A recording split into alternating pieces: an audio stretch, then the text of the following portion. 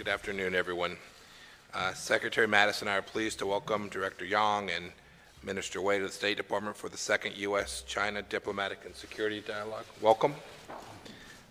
Presidents Trump and Xi launched this dialogue as a venue for candid discussions on issues affecting the U.S.-China relationship, and we advanced these discussions today in preparation for the upcoming meeting between our two leaders at the G20. As President Trump has made clear, the United States seeks a constructive, results-oriented relationship with China grounded in fairness, reciprocity, and respect. Personal relationships of trust and candor will go a long way in achieving these ends. This is why I was truly pleased to engage in friendly, constructive dialogue with Director Yang and Minister Wei today on a host of opportunities and challenges between our two countries. Even as our countries confront important differences in the bilateral relationship between the nations, our cooperation remains essential on many, many central issues. For example, I expressed in our meeting today the importance of remaining united in the pursuit of the final, fully verified denuclearization of North Korea, as agreed to by Chairman Kim in Singapore. This means maintaining pressure through the continued strict enforcement of all UN Security Council resolutions. China's cooperation in enforcing those UN Security Council resolutions will help achieve meaningful breakthroughs on this important denuclearization issue. I also expressed our desire to see further cooperation from China in addressing Iran's nuclear and missile programs and other malign activities. We hope to work with the Chinese government and Chinese energy companies in this regard. Bringing Iran's oil export revenues to zero is a critical component of this campaign, and we discussed this today. We also discussed how we can strengthen the commitments made at last year's dialogue, including deepening bilateral exchanges on military and security issues and risk reduction in times of crisis. In addition to these opportunities to strengthen our cooperation, I was forthright in addressing significant differences between our nations. I was clear, for example, that we have continued concern about China's activities in militarization in the South China Sea. We pressed China to live up to its past commitments in this area. Regarding our strong ties with the democratic Tehran, I reiterated the U.S. policy has not changed and that we are concerned about China's increasing efforts to coerce others constraining Taiwan's international space. And finally, I stated the United States and the international communities will continue to express our concerns with respect to China's repression of religious groups and Christian, Buddhists, and 800,000 to possibly millions of Muslims that have been denied their freedoms. In closing, I want to state that this was an incredibly productive conversation. The United States is not pursuing a Cold War or containment policy with China. Rather, we want to ensure that China acts responsibly and fairly in support of security and prosperity of each of our two countries. I hope that our discussions today, as well as the upcoming discussions between Presidents Trump and Xi, will yield tangible results towards this goal. I am confident that they will. Thank you, and I'd now like to invite Director Yang to make his statement. Thank you, sir. 各位记者朋友、女士们、先生们，大家好！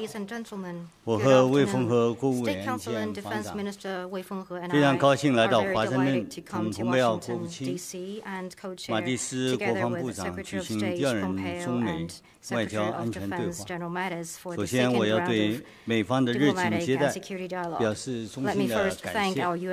今天上午，我们围绕做好习近平主席和特朗普总统在阿根廷20国集团领导人峰会期间会晤筹备工作进行了深入的讨论，并就中美双面关系以及共同关心的重大国际和地区问题进行了充分沟通。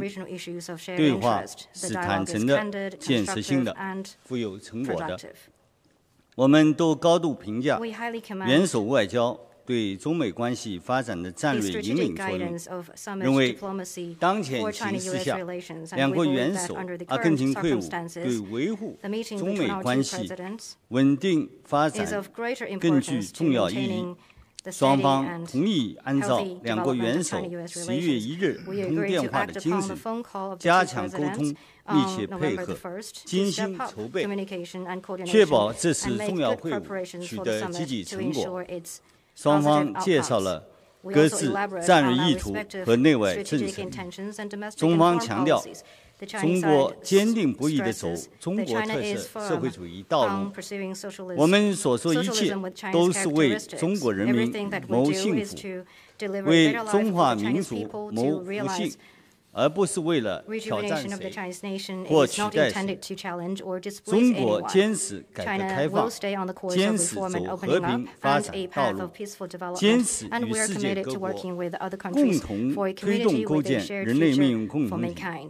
中国始终是世界和平的建设者，全球发展的贡献者，国际秩序的维护者。中方始终致力于同美方一道努力，实现不冲突、不对抗、相互尊重、合作共赢，为亚太地区和世界的和平、稳定、繁荣做出积极贡献。双方都认为，作为世界前2大经济体、最大的发展中国家和发达国家，保持中美关系的健康稳定发展，符合两国人民和世界各国人民的根本利益，也是两国人民的共同愿望。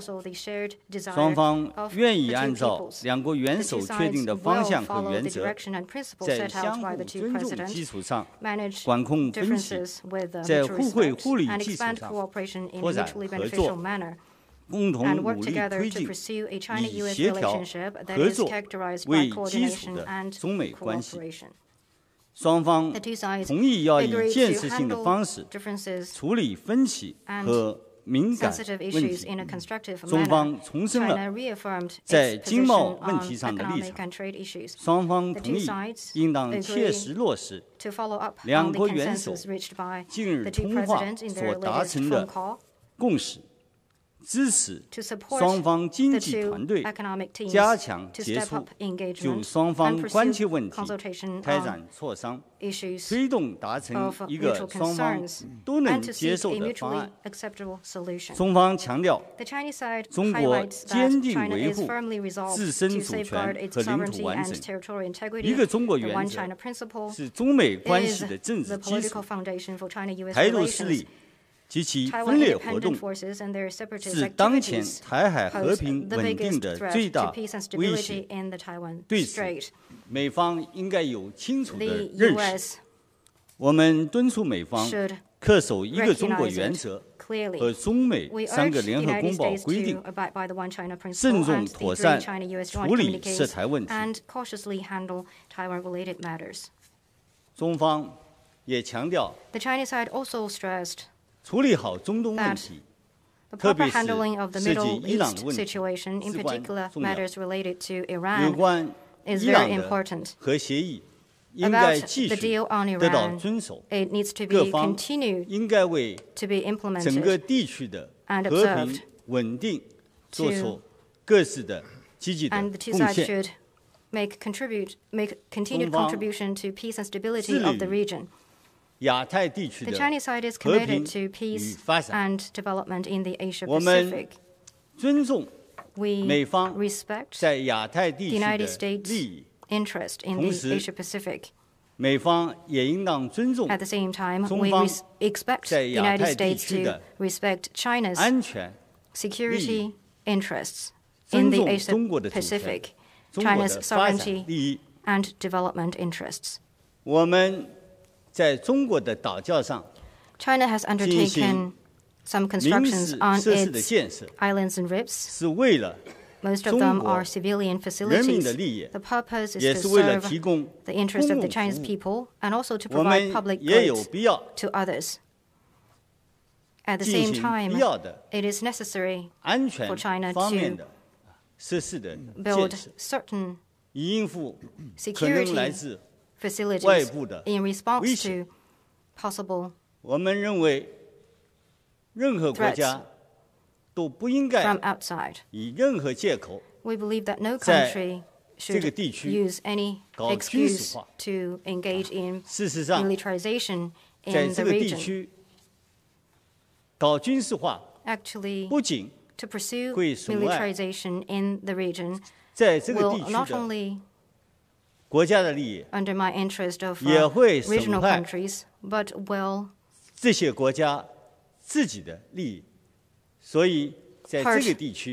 the countries who take these actions themselves. There is no such a problem of the freedom of navigation and overflight being obstructed. So to use the freedom of navigation and overflight as an excuse to pursue military actions is unjustifiable. China respects human rights, as other countries must do the same. As President Xi points out, there is always room for improvement on human rights. In China, people have the freedom to believe or not believe in religion. They are all Chinese citizens. Their human rights have been fully respected and protected. It is our hope that the United States could respect the fact. All in all, China and the United States should step up communication on the basis of mutual respect and work to handle well its own affairs. We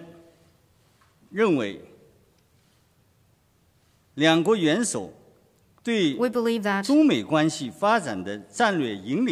the strategic guidance provided by our two presidents is very important, and we need to follow up on the consensus that they have reached and further expand areas for cooperation, tap potential for cooperation. We agree to continue to advance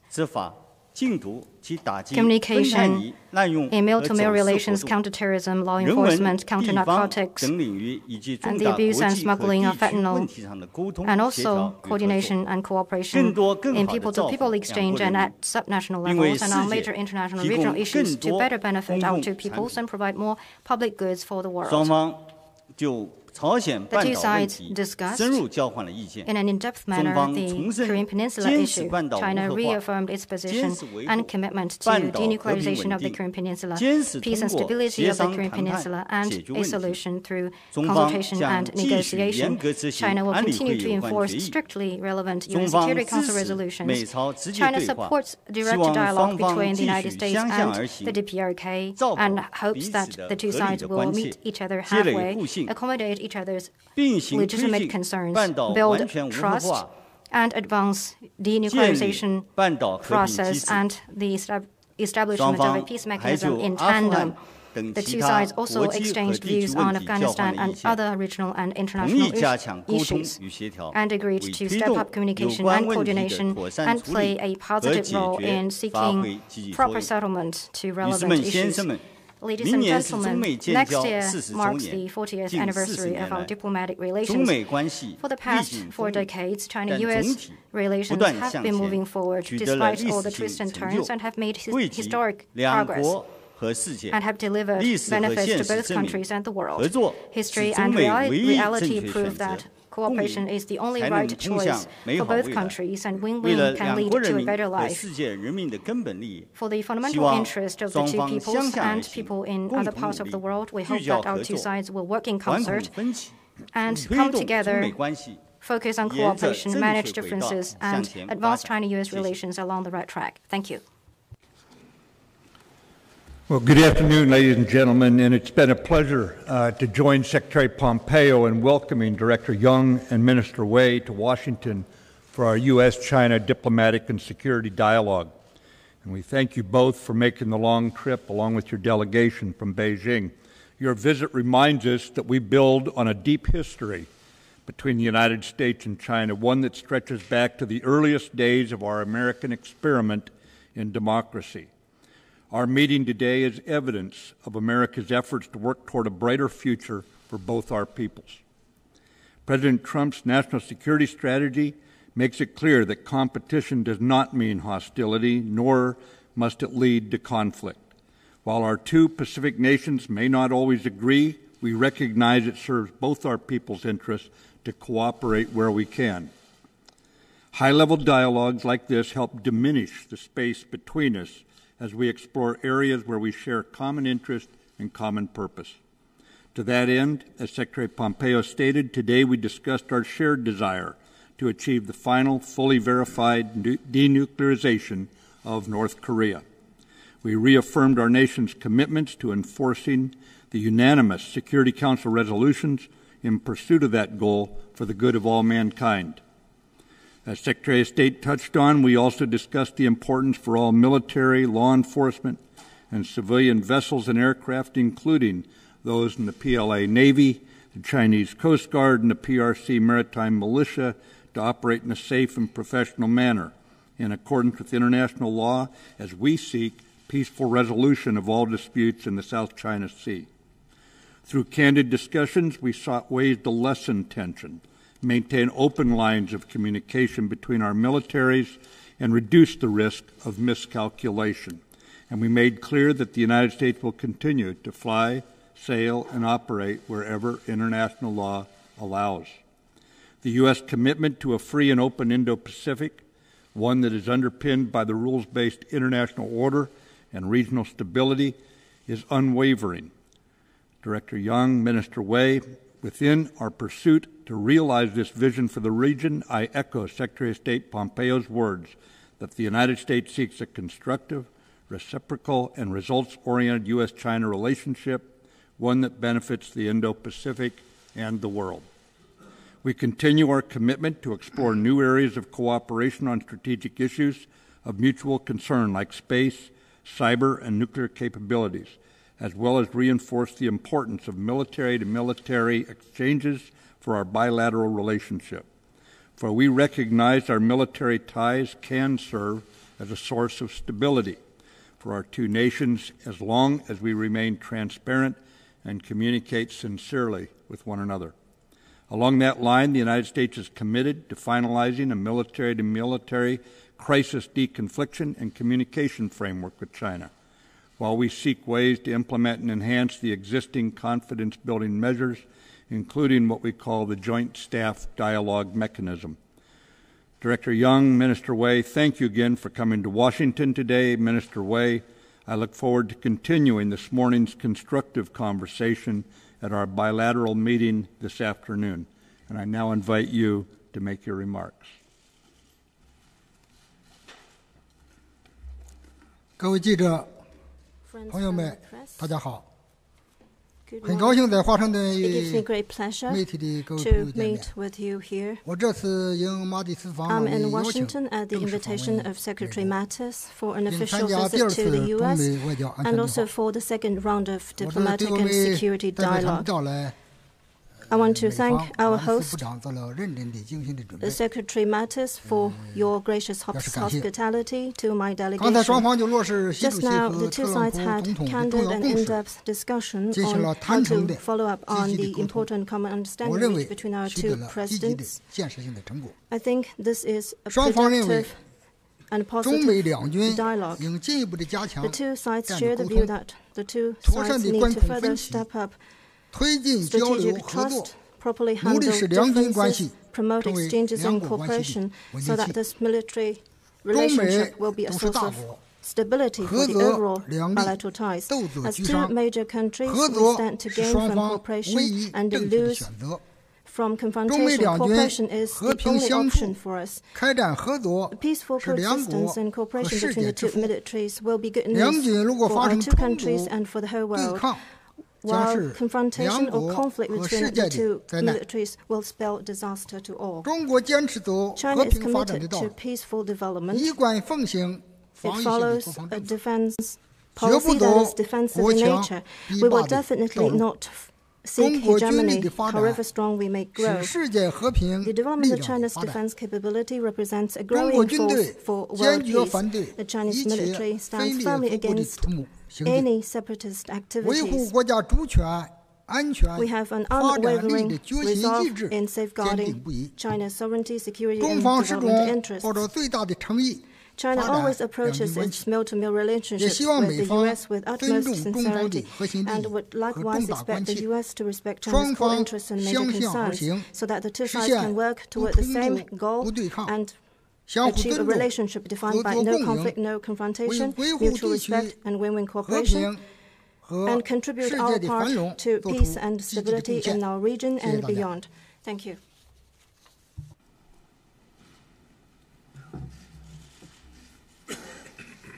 Thank you. We now have time for 4 reporters to ask questions. We will call on reporters, and we ask that each reporter limit their question to 1. For the first question, I'd like to call on the Voice of America, Ms. Nike Ching. Thank you very much. Good morning. Secretary Pompeo and Mattis. On South China Sea, what are specific things the U.S. and China are doing to build a military mechanism to avoid conflict? And if there are operational changes? Mr. Secretary, how were Uyghur and Taiwan issues being discussed during your meeting with the Chinese counterparts? What is the U.S. asking for? Is strengthening U.S.-Taiwan ties an irritant in U.S.-China relations? 杨洁篪委员，外界对于新疆的维吾尔人以及西藏的人权与宗教问题呢有许多关注。对此，中国政府表示呢，反对外界以人权为借口来干涉内政。那么，中国政府是否愿意邀请并且协助美国官员？包括美国驻中国大使布兰斯塔德访问新疆以及西藏。此外，中国的一个中国原则和美国的一个中国政策有什么不同？谢谢。Sure. In regards to our exercises and operations in the South China Sea, the United States adheres strictly to international law and the international maritime rules of the road, and we continue to operate anywhere in international waters, international airspace, as all nations are entitled to. So the most important thing is that we all pay equal attention to international law. Your question to me was with respect to Taiwan and the issue with the Uyghur population. The U.S. policy has not changed since this administration took office with respect to Taiwan. We honored the One China policy and the 3 communiques. Every action that we have taken is consistent with that, and we will continue to take actions that are consistent with honoring that commitment that is a long-standing United States commitment. And the United States is also unequivocal when it comes to human rights. We ask every country, China included, we have discussions to make sure that they treat the people of their nations with the respect and dignity that every human being is entitled to. And when it comes to religious minorities in China, we had a conversation about how it is that we hope the Chinese will treat their religious minorities and our concerns with respect to that. It was a good conversation and one that, that is important to each of our 2 countries, I know. 刚才我已经讲了。 In my opening remarks, I said that in our discussion we talked about the issue of the South China Sea. China reaffirmed its principled position on this issue and pointed out that China has indisputable sovereignty over islands in Nansha and its adjacent waters. On its own territory, China is undertaking some constructions to build civilian facilities and necessary defense facilities. That is the right of preservation and self-defense that international law has provided for sovereign state that has nothing to do with militarization. They are legitimate. China is committed to addressing disputes through dialogue and negotiation with parties directly concerned. China is working with ASEAN countries to fully implement fully and comprehensively the DOC, and the consultation on COC is making good progress. Well, right now, the situation in the South China Sea is trending toward greater stability. In our discussion just now, the Chinese side made it clear to the United States that it should stop sending its vessels and military aircraft close to Chinese islands and rivers and stop actions that undermine China's sovereignty and security interests. And we urge the United States to play a constructive role for peace and stability in the South China Sea that will certainly help reduce security risks. Taiwan is an inalienable part of the Chinese territory. On the basis of the One China principle, China has established diplomatic relations with over 170 countries.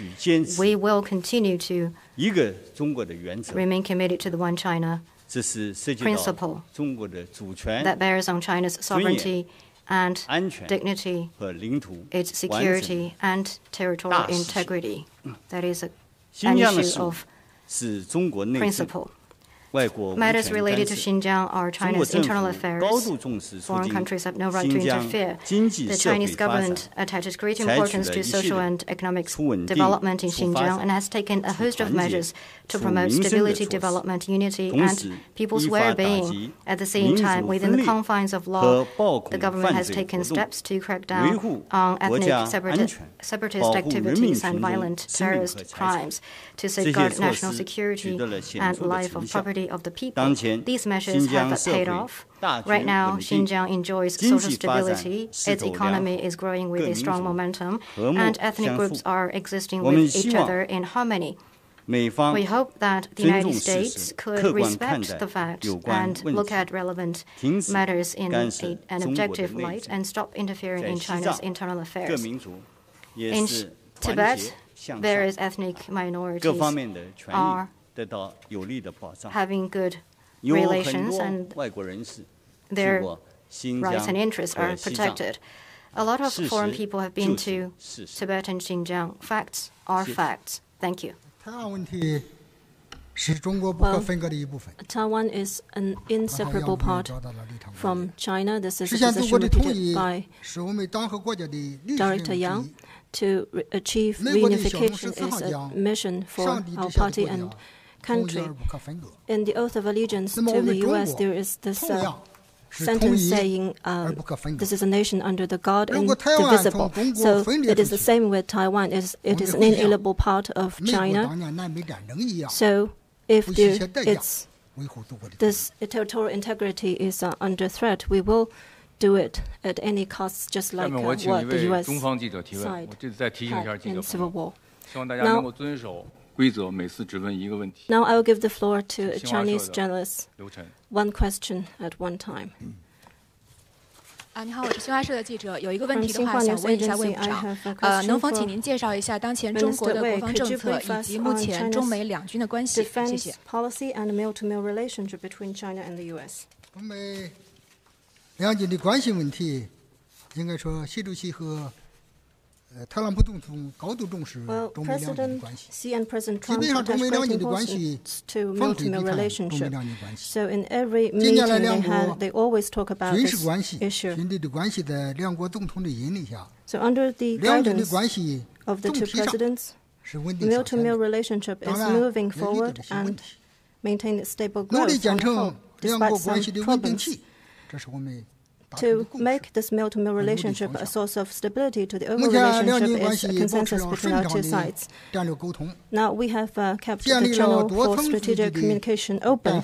We have established dialogue and consultation mechanisms at various levels in counterterrorism, in peacekeeping, in humanitarian assistance. We have carried out many practical cooperation. By the end of this year, we will have maritime security consultation and also a joint military exercise on maritime humanitarian rescue and search. This year we had 3 meetings with Secretary Mattis. We have exchanged visits. In Singapore, we also had in-depth discussion. This kind of meeting and consultation has been conducted in constructive, candid manner in enhancing mil-to-mil relationship, in building strategic trust, in promoting practical cooperation, we had many candid discussions and reached important common understandings. So, in short, we believe that a stable multi-layer relationship is very important for a stable overall bilateral relationship. It serves the interests of both countries. Now, at the crossroads of our bilateral relationship, it is important for us to follow up on the consensus between our presidents. We need to prevent frictions from other regions to spread into the military sector to keep this multi-layer relationship a source of stability. China is committed to peaceful development. It follows a defense policy that is defensive in nature. It is enshrined in our constitution and the Charter of the Communist Party of China. It is a solemn pledge we made. I'm not just repeating official line. We will never seek hegemony, aggression, or expansion or arms race.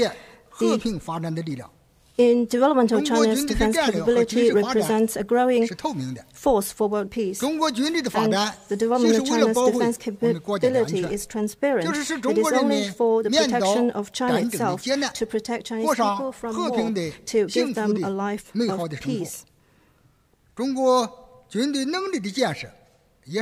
And this capability building is also transparent. It is conducted in commensurate with the need to safeguard China's sovereignty, stability, and defense interests. China's military spending is also transparent. I have consulted my colleagues at the Ministry of Finance. Our military spending is made public to the world. We always report that to the United Nations. I think this can be made clear to all of you. China has been part of the UN report on military expenditure. Thank you. The next question, please. Wall Street Journal, Courtney McBride. Thank you. The Trump administration has cited China as one reason for its planned withdrawal from the Intermediate Range Nuclear Forces Treaty. And I wondered, Secretary Pompeo and Secretary Mattis, whether you have raised the possibility of China participating instead in arms control, and what the response was, if so. And alternatively, should the U.S. withdraw, this could open the door for U.S. deployment of missiles in Asia. And I'm curious from the director and the minister what the Chinese response to that possibility would be. Thank you. We did not spend time talking in detail about that issue today.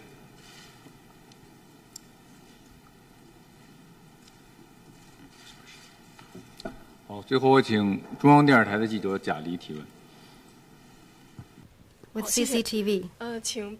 Director Yang, can you elaborate on China's efforts for world peace and development? And in your view, how the current China-U.S. economic and trade issues should be addressed? And can you comment on the prospect of China-U.S. relations? Thank you. 中国改革开放40年来。 For the past 4 decades of reform and opening up, China has taken 700 million people out of poverty, and the whole nation of nearly 1.4 billion people are enjoying much better lives. The post-global financial crisis years have seen China accounting for over 30% of global economic growth annually. But today, China is the third largest contributor to the UN regular budget and the second largest to its peacekeeping budget. China provides more peacekeepers than any other permanent member of the UN Security Council. China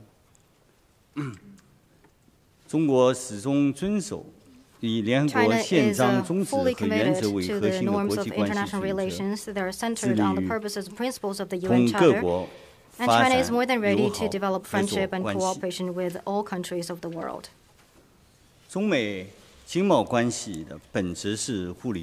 Our trade and economic relations are mutually beneficial by nature and have delivered tangible gains to both countries and peoples.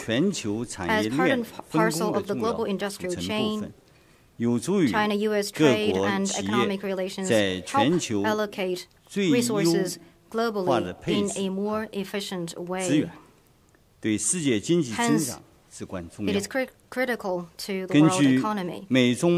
According to the U.S.-China Business Council, trade and economic relations with China help every American family save $850 annually and create as many as 6 million jobs in this country. The issues that exist in our economic and trade relations are the result of our different economic structures, development stages, and these issues can be resolved through dialogue and consultation. A trade war, instead of leading to any solution, will only end up hurting both sides and the global economy. 中方对对话的谈判的大门的态度 The Chinese side has kept the channel of dialogue open. 中美对话的谈判的大门是敞开的。The door to negotiation 中美双方 remains open. 也有通过协调合作 And 解 let's 决 not 经贸 forget 难 how 题 our 的 two 成功 sides 先 have 例。 successfully 希望两国 navigated 经济 through 团队 previous rough 按 patches 照 in our 习 economic 近 and trade 平主 relations. 席和特朗普 I hope 总 that our 统 economic teams will 11月 follow 1日 through on 通 what 电 the 话达成的 President 共识，加强 agreed 结束 upon in their November the 在 1st 平 phone 等 call, 诚信的 carry 基 out 础 equal 上开 footed 展 and good 对话 faith 沟通， dialogue and 推 communication, 动达成 and 双 before 方 long 都能接受 find a mutually 的方案。 acceptable solution. 中美两国建交马上就快到40年了。 We are going to celebrate the 40th anniversary of our diplomatic 在 relations. 过去相当长的时间里面， For many years in 我 the 去过 past, 美国的很多的 I 州 have，been to many 结 states 识 in 了 this 很多美 country, 国 and 朋 I 友。 have made many 在同 American 他们的 friends. 接触交往 In my 中， conversation and 我深深 encounters 感到 with them, 美国人 I 民 could feel 对中国人 their 民 genuine 所怀有的真挚的友 friendship 情。 and goodwill toward China. 同样，中国人民对美国人 Likewise, 民也怀有 the Chinese people 深厚的感情。 Have this deep 我由衷的相信， friendship 中美友好 toward the American 深 people. 入人心， I, for one, believe 这 that 棵 our 大树 friendship has 未来 sunken deep roots in the 会 hearts of 更 our two 加 peoples 根 and 深 will 叶 grow 茂。 into a big 中美 tree 关系 with 的 thick 进一步发 foliage. 展， The further 也 development 必将 of China-U.S. relations 给 will for 两国人 sure 民 give our two 带去 peoples a 更多 greater sense 满足 of 感 gain and satisfaction. 获得的。我觉得，在明年我们庆祝 As we 中美 mark 建交 the 40th 40周年的 anniversary 时候， next year, 我们就要用更多的成果 we 来 need 证 to 明 prove 中美 with 两 greater 国 progress 的伟大的政治家 that the great 做出 statesmen from 打 both 开中美 countries 关系大门、 made 两国建交 the 的 right 决定 decision 是完 to 全 open the 正 door 确 of 的， exchange with 是 each 给 other 两 and 国 to 人民 establish 带 diplomatic 来了实 relations. 实在在 And that 的 decision 利益 is the 的。 right one, 而 and that 在 has 未来的 delivered real 40年 tangible 乃 benefits 至 to our 更 two 长的时 peoples. 间里面， And I hope that in the 通 next 过我们 40的 years 共 and 同努力， longer, with 在 our 协调 concerted efforts 合作的基础 on 上 the，basis of 中美 coordination 关 and 系 cooperation, 将能够取得 China-U.S. 更大的 relations 成 will 绩， score greater 只 progress 会与 and 我们两国人 achievements 民和世界 to 各 bring 国 greater 人民。 benefits to 谢 our 谢。 two peoples and people across the world. Thank you. And with that, our press conference concludes. Thank you to all of our principals. Thank you to all of you. 大家谢谢。 Thank you. Thank you. Thank you. Thank you. Thank you. Bye bye. 好，再重。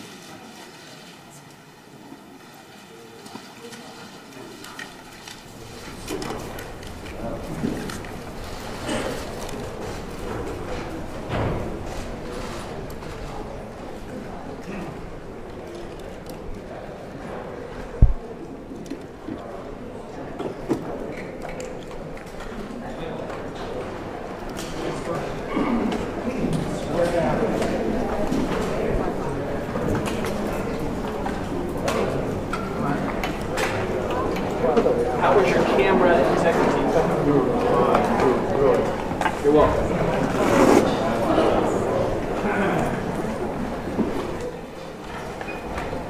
The sounds come up? Yeah.